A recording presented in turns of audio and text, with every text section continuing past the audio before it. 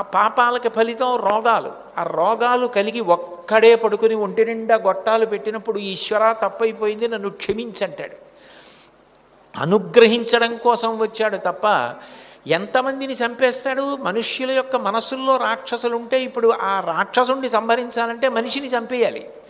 అందుకని మనిషిని సంహరించకూడదు. అది సర్వోత్కృష్టమైనటువంటి శరీరం. ఈశ్వర సృష్టిలోనే మనుష్య శరీరం లాంటి శరీరం లేదు.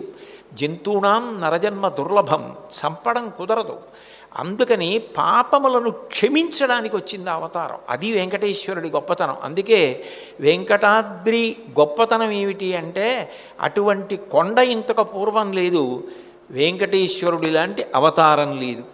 కలిబాధ మాన్ప తిరుమల కలియుగ వైకుంఠమనగ గైసేసిన మీ సలలిత కరుణాహృదయము కలలోనను మరువరాదు కంజదలాక్ష అంటారు.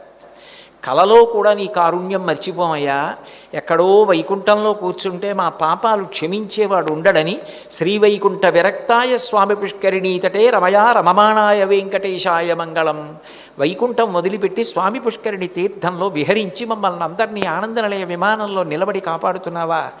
అందుకని నా పాదములు నమ్మండ్రా, నేను కాపాడతాను, నేను చెప్పినట్టు బ్రతకండి చాలు, నేను పొదివి పడతాను, ఎందుకు ఈ పాపాలు చేస్తారని చెప్పడం కోసం